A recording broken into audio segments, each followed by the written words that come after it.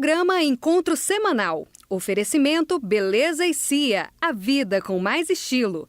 Ovos Josidite. Coma ovos e ganhe força. Olá, seja bem-vindo ao Encontro Semanal. Neste programa você vai ver uma reportagem especial sobre a Mariápolis, que aconteceu no último final de semana, e ainda acompanha uma entrevista com a Madre Rosalina sobre a vida e espiritualidade das Irmãs Beneditinas, que estão sendo acolhidas hoje na Arquidiocese de Goiânia. Começa agora o nosso encontro semanal.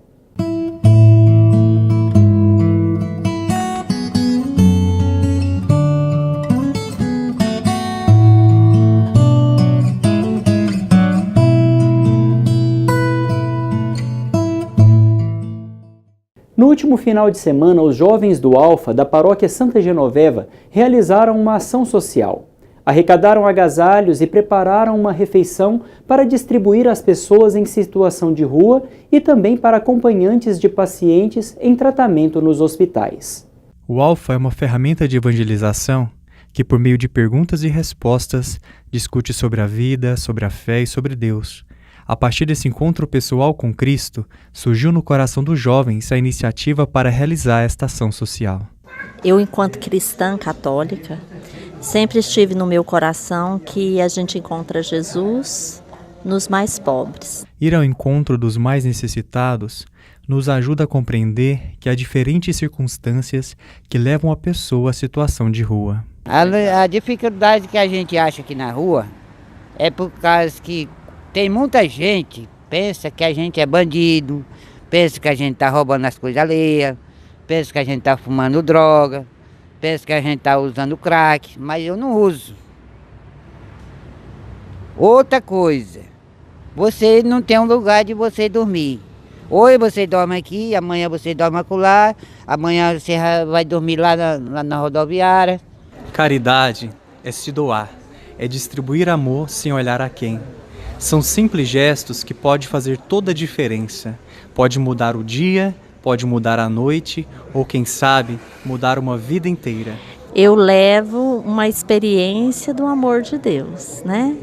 Na concretude. Deus se faz concreto através dos mais humildes, dos pequeninos.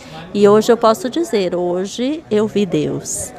Na pessoa desses irmãos que estão aqui, né? Na pessoa do seu José, que tem uma paralisia e não conseguia nem tomar o próprio caldo. Enquanto eu dava o caldo para ele, eu pensava nisso, né? Aqui está Deus. Tive fome e me deste de comer.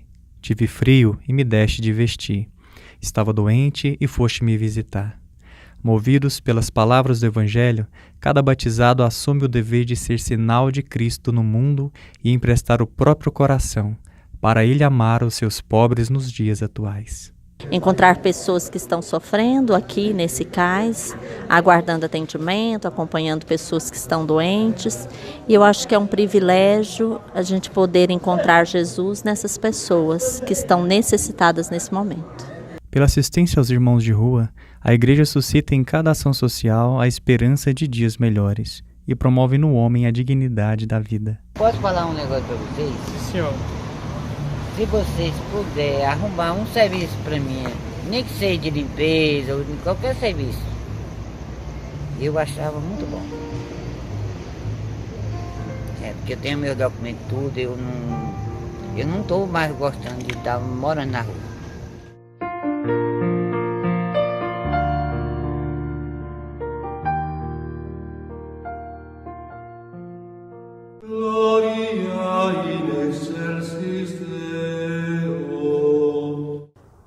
Desde os inícios da Igreja, os sucessores dos apóstolos têm o costume de enviar cartas pastorais. O próprio São Paulo fez isso, São Pedro, São João. São cartas dirigidas ao povo cristão em geral para ajudá-los na reflexão, na meditação, no crescimento espiritual, na vivência da fé.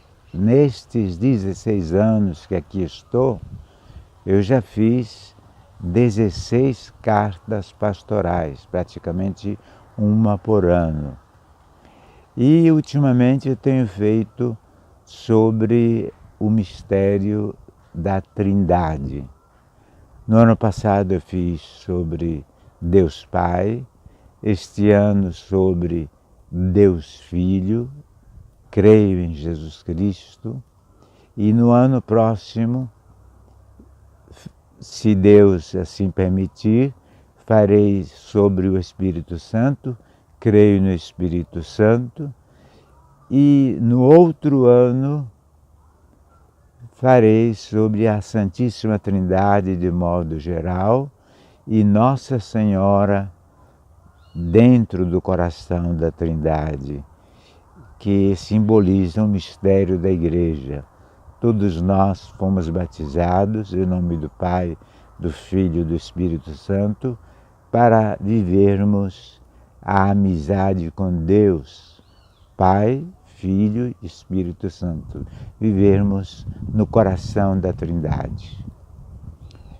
Esta última carta, creio em Jesus Cristo, ela foi feita uma edição assim mais caprichada e foi dada a várias pessoas e foi feita uma edição mais popular que nós estamos distribuindo nas paróquias para a reflexão, para a oração e aprofundamento da pessoa de Jesus Cristo, conhecer melhor Jesus. Ninguém ama quem não se conhece.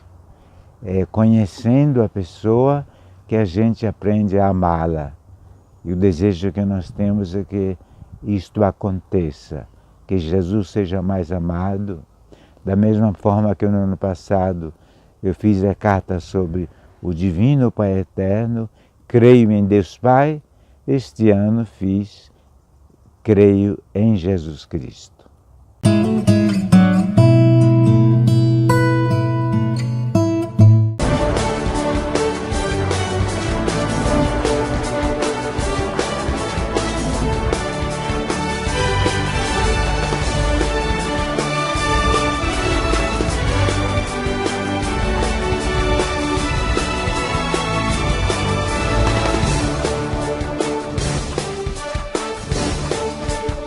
Ovos Josidite, qualidade e saúde para a sua vida.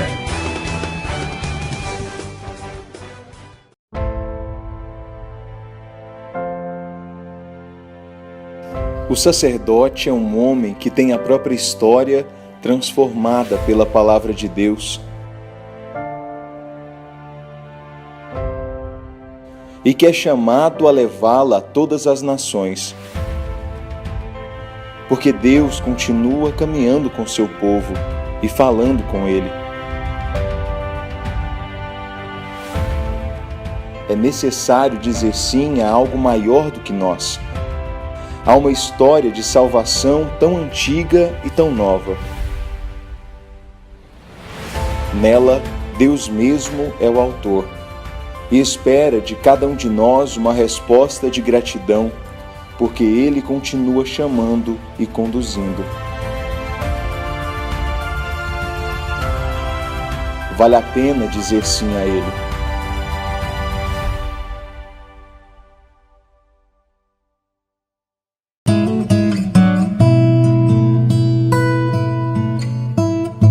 No último final de semana aconteceu a Mariápolis. Esse encontro faz parte do movimento dos focolares e é a primeira vez que acontece em Goiânia.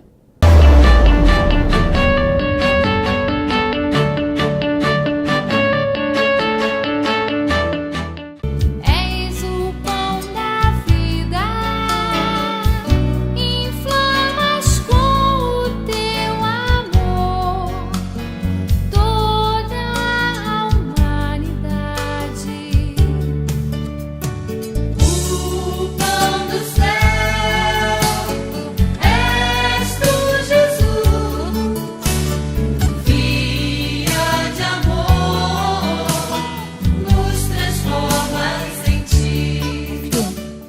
movimento dos focolares surgiu no contexto da Segunda Guerra Mundial em Trento, na Itália. Esse movimento foi fundado por Chiara Lubich, que com suas primeiras companheiras redescobriu o Evangelho. Porque a guerra era uma catástrofe. Normalmente em guerra o que acontece? Vingança, ódio, mortes. E ali elas tiveram, debaixo desse cenário, elas tiveram um encontro com Deus. O movimento Focolare está presente em aproximadamente 190 países. Chegou ao Brasil por meio de um padre que fez a experiência na Mariápolis, no norte da Itália. Naquela época só existia uma Mariápolis no mundo, um congresso Mariápolis no mundo, que era nas montanhas, nas Dolomitas, nos Alpes, ali do norte da Itália. Então um sacerdote participou e ficou encantado com essa proposta de unidade, com essa vida dos primeiros cristãos. Falei assim, cara, precisamos levar no Brasil. O povo brasileiro também precisa de receber essa espiritualidade. Era um sacerdote de Recife. Mariápolis significa cidade de Maria e é um encontro do movimento dos focolares. Juntos, crianças, jovens e adultos se encontram por alguns dias para viver a fraternidade à luz dos valores universais do Evangelho. A nossa experiência aqui é uma experiência também de unidade. Pessoas de todas as idades, de todas as culturas, homens, mulheres, jovens, crianças, pessoas de outras religiões também, ou pessoas que não têm nenhum referencial religioso, mas que querem, como um objetivo da humanidade, também a paz no mundo, a fraternidade, a dignidade da pessoa humana. O movimento busca, por meio de cidadelas espalhadas pelo mundo, o trabalho coletivo e comunhão entre os participantes para construir um mundo mais unido. Aquela ideia da Mariápolis não acabar, de não ser só uns dias, deve se concretizar em pequenas cidadezinhas, que são cidades testemunhas. Como seria o mundo se todas as pessoas se amassem? E daí, hoje são 25 cidades. No Brasil são 3, uma em Belém, uma em Recife e uma em São Paulo. Tem na Argentina, tem na África, tem na Europa, tem na Ásia. Dentro do movimento existem os jovens Geração Nova, o GEM, que vivem a espiritualidade da unidade à luz da Palavra de Deus. Não é só questão de participação do movimento, eu como um GEM, né? Mas não é somente o Focolares, não é somente Chiara, mas ali a gente sai homens novos. É um ensinamento que toda a humanidade precisa ter, independente de religião, de crença, de qualquer coisa, mas a experiência nossa vivida é de homens novos, realmente de fortalecer a nossa crença, a nossa fé.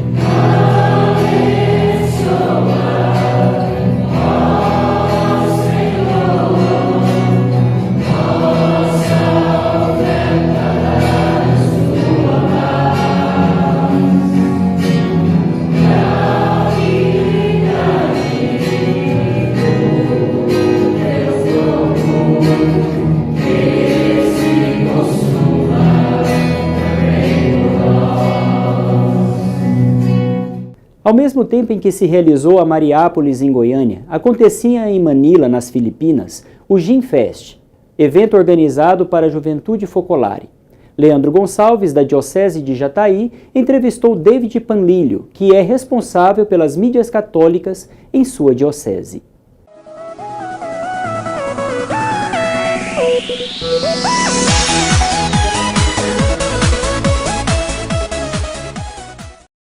Hi everybody, I am Leandro from the Diocese of Jataí, and I am having the opportunity to be in Philippines this month, and I knew this guy, David, and he had the opportunity to participate from a big event here on Philippines. The name of the event is Jam Fest from the Focolare movement. And David, how was for you to participate from this big event? I was able to participate in this event as a producer and as a media collaborator with the main organization of the GenFest. We interviewed many delegates there, and the entire count of all of those that attended was around 6,000 from around the world. That's good. I hear to say that the theme of the event was Beyond Our Borders. And how was the borders that they spoke about there in the GenFest? Yes, they spoke about 3 borders. First is the political and the physical borders, where it's the physical borders from within the countries and even in the governments. Then the second border is the social borders, the difference, the gap between the rich and the poor.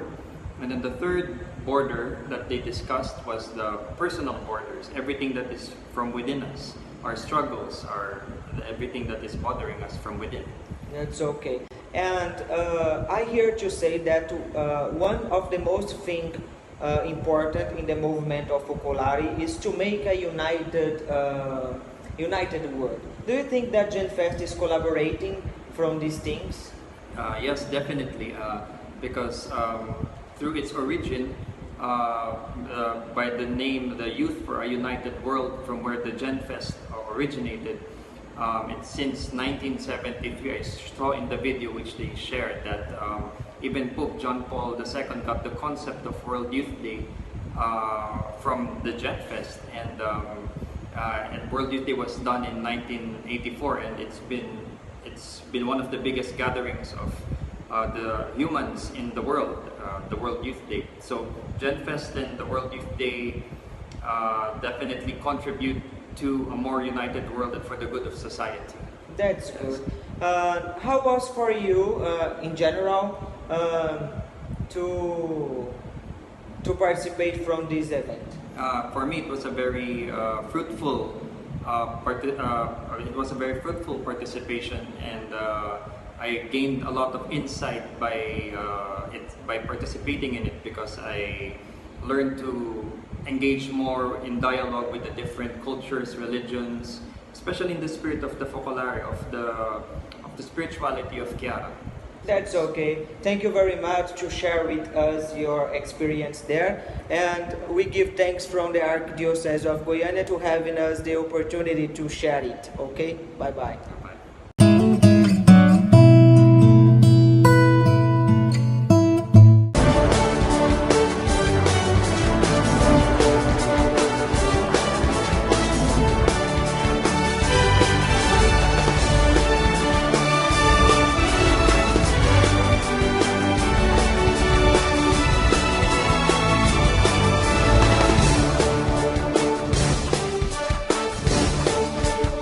Ovos Josidite.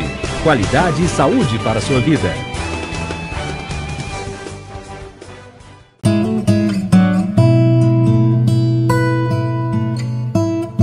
Hoje, as monjas beneditinas da cidade de Diamantina, em Minas Gerais, estão sendo acolhidas na Arquidiocese de Goiânia. Madre Rosalina nos conta um pouco sobre o carisma das beneditinas.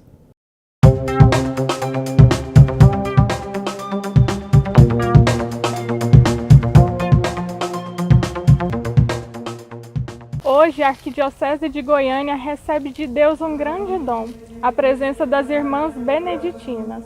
Estou aqui com a Madre Rosalina e vamos conhecer um pouco mais sobre a vida e espiritualidade das monjas beneditinas. Madre, qual o carisma das irmãs beneditinas? O nosso carisma é oração e trabalha. Ora et labora. Dentro da vida consagrada existem vários estilos, os contemplativos, os apostólicos. A ordem beneditina se enquadra em qual estilo? No estilo contemplativo. Se uma pessoa tem vontade de ser beneditina, quais passos ela deve seguir? Em primeiro lugar, ela deve se manifestar esse desejo telefonando, ouvindo nos visitar e ouvir e ver a realidade da nossa vida e, sobretudo, conhecer que aqui se realiza uma verdadeira escola do discipulado, né, das coisas divinas, porque nós nos reunimos para nos conhecer e viver em família como alguém que quer buscar e viver a radicalidade do batismo, né? E, sobretudo, essa convivência entre irmãos, mostrar para o mundo que é possível, né, a gente viver uma vida de família, numa busca verdadeira daquilo que vai permanecer um dia, que são as coisas do alto. Não tanto a atividade específica, que é a oração e trabalho, mas com várias expectativas da gente, em primeiro lugar, né, a gente fazer aquilo que realmente nós fomos convidados a ser, monjas contemplativas, pessoas orantes, pessoas que buscam verdadeiramente a Deus. As irmãs vivem enclausuradas?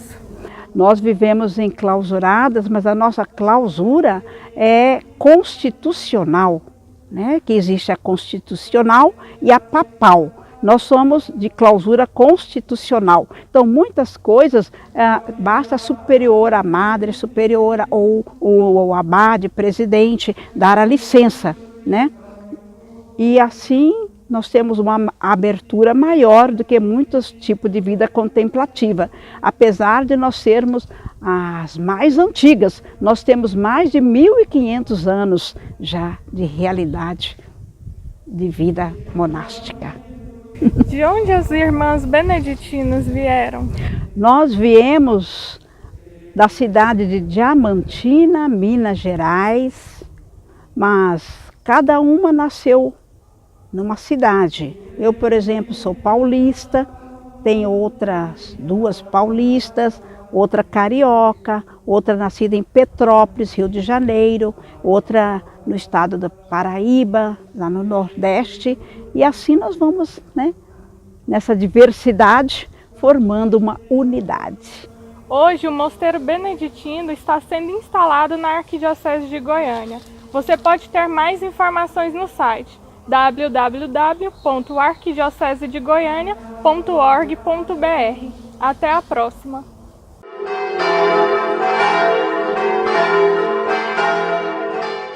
Na direção espiritual de hoje, vamos falar sobre as qualidades da obediência. A obediência, para ser perfeita, deve ser sobrenatural na intenção, universal na extensão e inteira na execução. Ela é sobrenatural na intenção, e isso quer dizer que devemos ver o próprio Deus ou Jesus Cristo nos superiores, pois eles só têm autoridade por causa de Deus. Podemos então dizer que não há nada que torne mais fácil a obediência do que isso. Quem ousaria recusar a obediência a Deus? É exatamente isso que recomenda São Paulo aos servos, na carta aos Efésios. Obedecei a vossos senhores com temor e tremor e com singelo coração, como ao próprio Cristo. Hoje em dia é muito comum a obediência aos superiores, quando temos afinidade com eles. A mesma virtude se comprova quando temos um superior e que suas qualidades não nos agradam e mesmo assim obedecemos, porque também nele está a autoridade de Cristo. Não devemos olhar para os defeitos dos nossos superiores, pois isso torna a obediência mais difícil. Nem mesmo devemos olhar para suas qualidades, pois isso também tornaria a nossa obediência menos meritória. Portanto, consideremos a Deus que vive e atua nos superiores legítimos. A obediência é universal na extensão. Isso significa que devemos obedecer a todas as ordens do superior sempre que ele nos mandar legitimamente. Como diz São Francisco de Sales, a obediência submete-se amorosamente a fazer tudo quanto lhe é mandado, sem olhar nunca se a ordem é bem ou mal dada, contanto que quem manda tem o poder de mandar e a ordem sirva para unir o nosso espírito com Deus. Devemos também ressaltar que se um superior mandar alguma coisa claramente contrária à lei de Deus, é obrigação de todo cristão negar-se a obedecer. Como diz Santo Tomás, obedecer uma ordem contrária à lei de Deus seria uma ação indiscreta.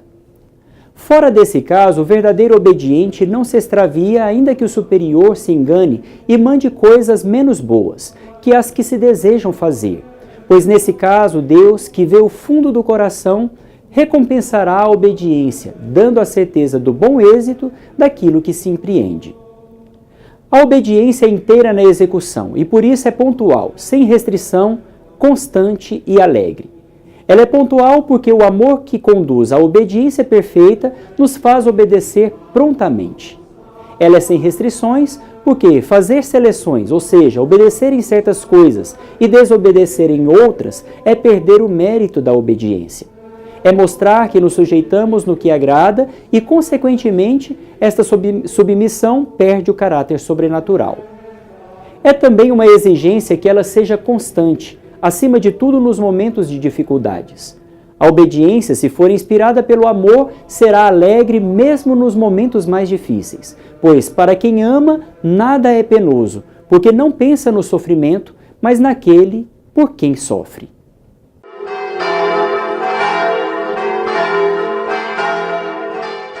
No tribunal eclesiástico são julgados 2 tipos de processos, o penal e o matrimonial. No segundo episódio da série, você vai entender um pouco mais sobre o processo penal. A Igreja Católica possui um código de leis próprios, que é utilizado nos processos canônicos julgados no tribunal eclesiástico. A Igreja divide os processos em 2 tipos, matrimonial e penal. Na reportagem de hoje, vamos falar sobre o processo penal. O processo penal é um processo jurídico, propriamente, que a Igreja instaura quando existem denúncias, seja de quem for, seja do mundo civil, do Ministério Público, de pessoas particulares, ou até mesmo de pessoas dentro da Igreja Católica. Um dos cuidados da Igreja é orientar os cristãos. O processo penal acontece quando um fiel ou até mesmo um sacerdote comete um erro, fazendo que seja necessário montar um processo penal, que seja analisado e julgado pelo tribunal eclesiástico. Uma vez que se realizam denúncias para a autoridade própria, sobretudo o bispo da diocese, então ele pode ordenar ao tribunal a abrir uma investigação prévia para averiguar se existem sinais de verdadeiro delito ou se são acusações falsas. Se essas acusações têm sinais de veracidade, então se abre um processo, com todas as semelhanças dos processos civis, com defesa, com acusação, e no final se aplica uma pena a fim de que essa pessoa se corrija, se converta e possa continuar sendo um bom fiel católico e a comunidade possa livrar-se do escândalo. Padre Fagner de Oliveira, vigário judicial adjunto da Arquidiocese de Goiânia, explica quais são as fases de um processo penal. A primeira delas, eu já disse, que é a investigação prévia, que é uma ação ainda pré-judicial, não é propriamente o processo. São apenas investigações que a Igreja faz através de um juiz ou outra pessoa qualificada para averiguar se tem sinais de crime.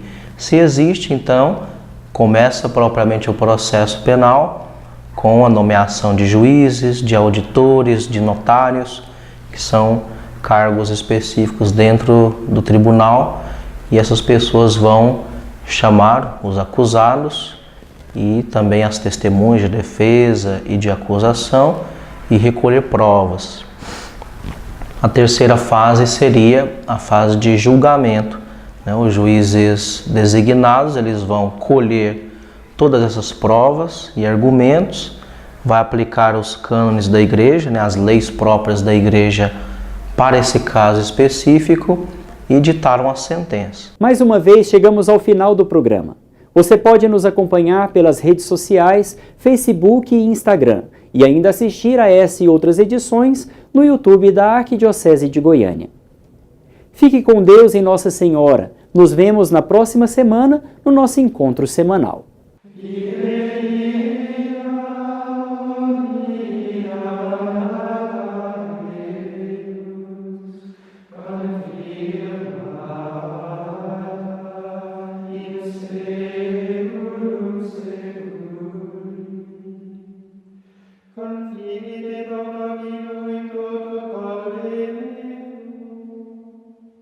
In consiglio io fovum et parcere alzino. Magna opera Domini, exquirenta omnibus qui cubriunt terra, dicovet magnificentia. No próximo programa você vai ver uma reportagem da comunidade Nossa Senhora de Fátima que pertence à paróquia Santo Hilário e ainda acompanha o terceiro episódio da série sobre o Tribunal Eclesiástico. Participe também do programa Encontro Semanal, todo sábado às 8h30 da manhã e às 17 horas aqui na PUC TV. Programa Encontro Semanal. Oferecimento Beleza e Cia, a vida com mais estilo. Ovos Josidite, coma ovos e ganhe força.